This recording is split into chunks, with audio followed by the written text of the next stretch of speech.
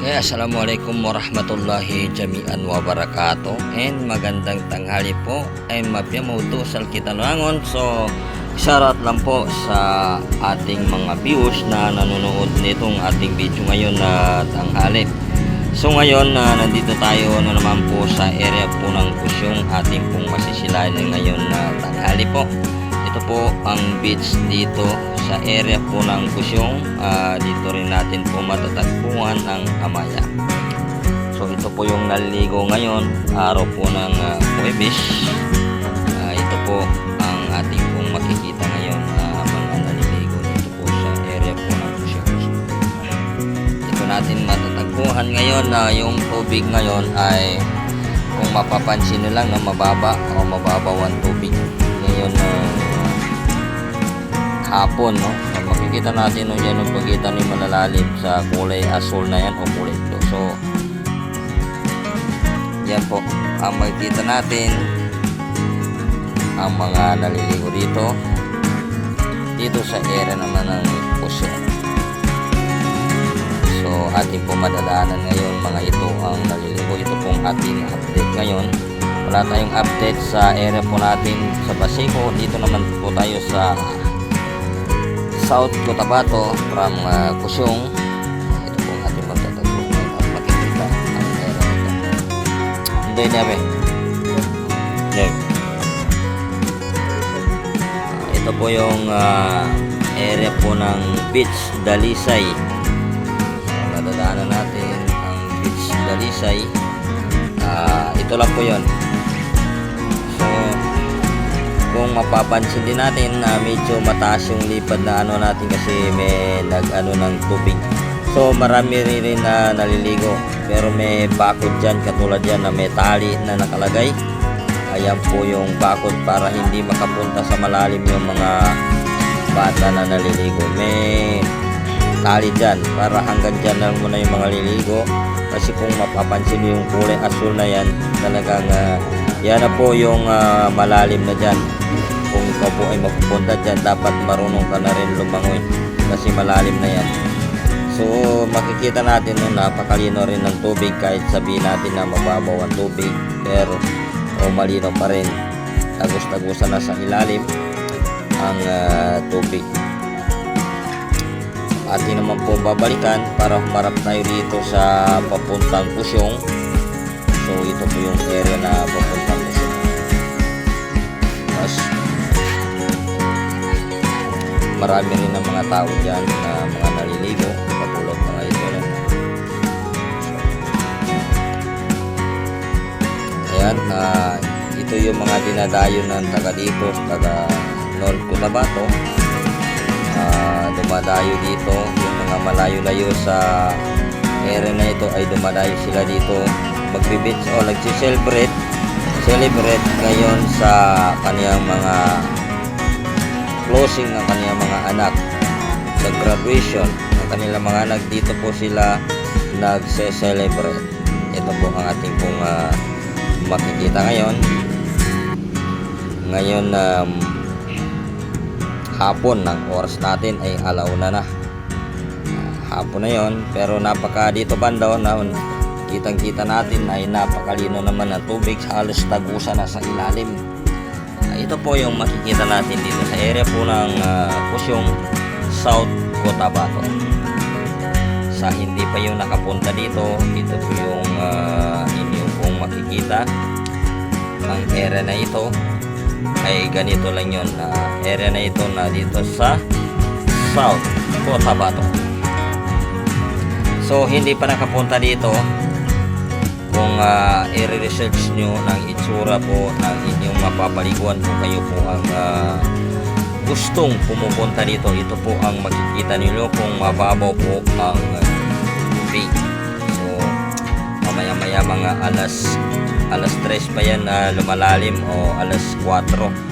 Pag aabot ng alas 4 malalim na tubig dito. Ngayon inaabot tayo ng pagbaba po ng tubig, kaya medyo ano lang yung tubig ngayon, mababa ang tubig ngayon hapon. So yan na po ang inyong makikita ngayon. panoorin nyo lahat ito para papaikutan natin ng ating drone ngayon na hapon. So lahat po ng mga naliligo dito na nakapansin nito o makakapanood nito, shout out lang po sa inyo lahat at subscribe din sa ating YouTube channel, Charlie TV Vlog, para maging updated naman tayo sa ating mga bagong upload, mga katulad nito na beach, no? Dito sa Kusyong beach, napaka basic rin, napakaganda rin ng area nito. Okay, so kung napapansin nilang kahapon, kung may nakakapunta lang dito kahapon, ay basic o napakarami rin naliligo kahapon. So ngayon medyo bawas na kasi kahapon marami. Hindi natin alam sa araw po ng linggo o Sabado o baka marami pa rin na pumupunta dito sa area po nito ng Beach Dalisay o dito sa Amaya. At kung matatagpuan dito po sa area po ng Kusyong. Dito natin to makikita ang beach na ito. Dito natin matatagpuan sa area po ng Kusyong. Dito natin matatagpuan ng beach na ito na Dalisay. Ang beach na ito ay ka-area po rin ng Amaya.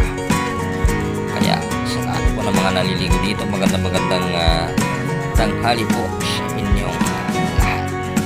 So ingat lang po tayo sa inyong ating pong pamaligo. Ito po yung nakasakay ng namamasada po ng pambot. Dito po umiikot para maging masaya ang mga naliligo. So ating pong babalikan dito banda. So nakikita natin na medyo lumalalim na yung tubig. Ibig sabihin tumataas na yung tubig ngayon.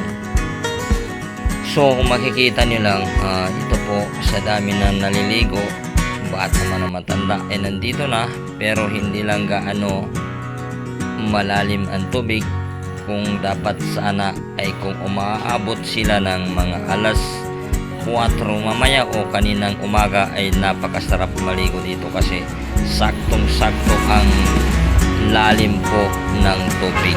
Ngayon medyo na yung tubig ngayon medyo mababaw kasi naabot po ng oras ng tanghali o oras po ng pagbaba ng tubig. So pero okay naman kasi marami din na naliligo at safety din sa mga bata na hindi po mapupunta sa area po ng malalim. Katulad mga ito, magsumasa ito ng kabataan, bata, mga naliligo. Bata mo na matanda, yung mga matanda minsan pumupunta rin dito katulad nito. Dito po sa area po ng malalim. Kaya okay rin naman sa kanila.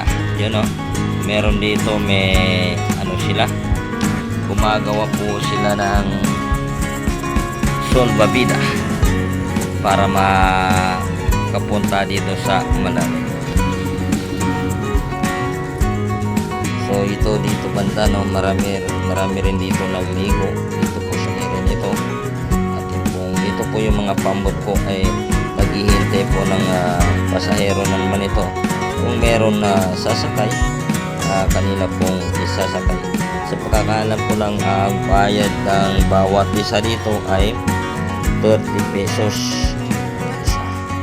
Hindi ko alam kung ilang ikot lang ito o 3 ikot ang pagsasakay dito sa bangka o pambot.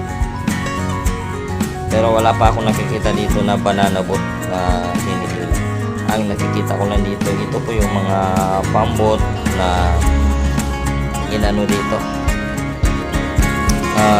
sinasakyan dito po sa area na ito.